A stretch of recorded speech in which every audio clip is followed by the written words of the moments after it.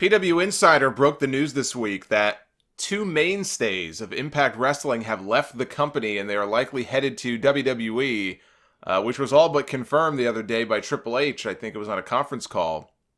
Or maybe it might have been actually the either the conference call pre-takeover or the interview he did post-takeover. But somebody flat out asked him about Abyss and Sonjay Dutt coming to WWE.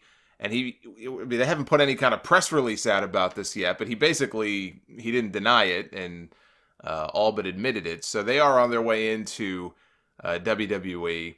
And, again, the names are Abyss and Sonjay Dutt, who have both been off and on in the case of Sonjay with Impact going back to the early days of the company. And both of whom had been working behind the scenes for the company now for a while. And I'm just thinking to myself, man, first Jeremy Borash, who was like Mr. TNA, also one of the guys from the early days. He leaves. He comes to work for Triple H and NXT. And now these two. Who's left from the early days of TNA? Who still works there? Who's left? I'm sure there must be someone.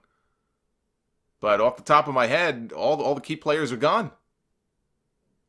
Ed Nordholm of Anthem issued a statement to Wrestling Inc. that said this: "We reached an amicable agreement with Sonjay and Abyss to allow them to pursue this opportunity. They have been tremendous contributors to Impact Wrestling and we wish them every success. We are thrilled with Konnan and Tommy Dreamer agreeing to bring their 50 plus years of experience to our core creative team." So Konnan and Dreamer are the ones replacing Sonjay and Abyss. Now Sonjay at least had time left on his deal. I don't know about Abyss.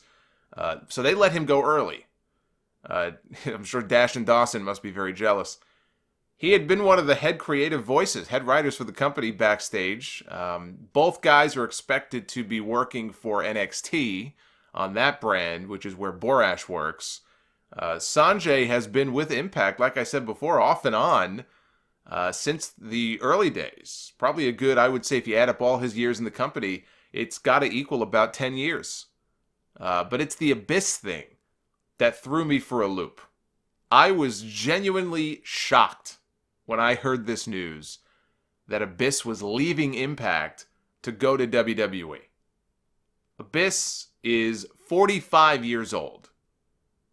About 12 or 13 years ago, he had the chance to come to WWE and possibly, who knows what actually would have happened, but what was either promised or talked about was him coming in to start an angle with The Undertaker to work a WrestleMania match against The Undertaker at what probably would have been WrestleMania 23, I guess. And he elected not to do so. At the last minute, he elected not to do so. He wanted to stay with TNA.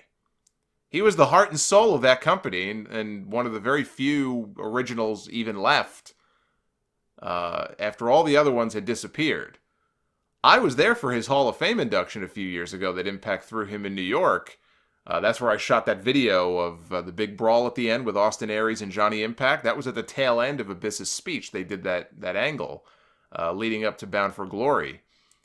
But, he was giving his speech and he was, watching the tribute video to him up on the screen, and he was genuinely moved by all of the love and the way that people spoke about him in that company. His speech, the thought never even crossed my mind at this stage that 3 months later, we would be talking about his leaving for WWE. It sounds like Borash probably put a good word in for both of them. He worked with both of them for so long, and I think were it not for him, I think he's sort of the link here. Were it not for him, I don't think this deal goes down. Now Abyss was working in creative behind the scenes for a while, although from what I understand, that hasn't been the case for a number of months. He was also a producer for them, not doing as much wrestling these days. He did answer Eli Drake's open challenge at Bound for Glory, which was disappointing because everybody was thinking, hey, Chris Jericho's going to come out, and then here comes Abyss. But he got, a nice moment for himself and laid out Eli Drake on that show. But he slowed down a lot. He's beat up. He's had a lot of injuries, a lot of wear and tear on his body. The man has wrestled that hardcore style for so long with the barbed wire and the thumbtacks and taking big bumps. He's wrestled that style for so long.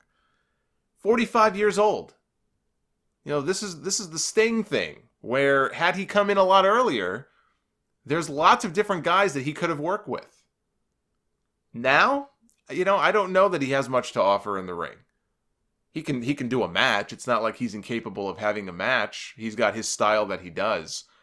But, how much does he really have left to offer as an in-ring performer? Now, behind the scenes, absolutely. You will not find one person to say one bad word about the man.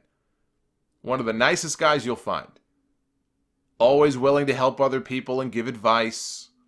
Give of himself. Put others over. That's been his MO for so long. I think he can be an asset to any company he works for. So this is a good pickup for WWE. Like I said earlier, Ed Nordholm last year, after the whole Broken Hardys fiasco, where they certainly took it on the chin and did not look good coming out of that whole thing, he made the call to drop exclusivity of intellectual property for its talent going forward, which is why, for example, EC3 was allowed to come to WWE and be called EC3. Even just a few years ago, 2 years ago, that would not have been possible.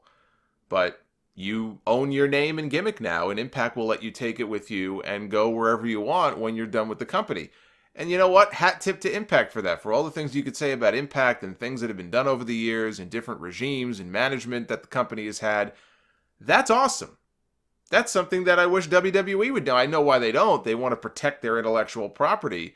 But how cool would that be if they said, you know what? Dolph Ziggler, you've been Dolph Ziggler for how many years now of your career? You've built up your name as Dolph Ziggler, and you want to leave and go be a comedian, or maybe if he wants to eventually go wrestle somewhere else. Would be kind of nice if Dolph knew that, hey, I've got equity in this name. I want to take that name with me. Can't do that. But Impact dropped that, and so there would be no problem with him showing up, let's say, in the Rumble or in NXT or something as an attraction for a match, and calling himself Abyss. I assume that he can use that name and there wouldn't be any issues with him doing so. If not the Rumble, like I said, he could work a match here and there if they think that he can be useful in that way. If the Saudi prince wants Mankind on his next show, all Vince has to do is have Abyss put his mask on, and I don't think that they would probably even know the difference. Me personally, you guys know that I'm a mark for that Joseph Park character. I'm a Park mark. I loved that character from the moment that he debuted. That was during a period where I happened to be watching Impact on a weekly basis. They had won me back over, and all of a sudden he shows up one day as the brother of Abyss. Have you seen my brother, Chris? And I don't know, just there was a certain charm to the character. He was funny. The segments in the back would sting, and I don't want to kayfabe you, and I don't know. Just I was a big fan, and still am, of the Joseph Park character. Joseph Park does not have to wrestle. Abyss is a wrestler. Joseph Park, although he did wrestle, he's not a wrestler. He's a lawyer. He could be the personal attorney for one of the NXT stars. He could be general manager one day. He could be on television without having to wrestle a single match. He could take bumps, but he doesn't have to wrestle a match. I hope we get to see Joe Park on television at some point. I really do like that idea, though. If they have a heel, let's say, or someone, and I don't know if you would call him a manager per se. I don't know, a mouthpiece, but him as, again, a lawyer representing a whole stable of talent or something. Why not? I think that could be fun.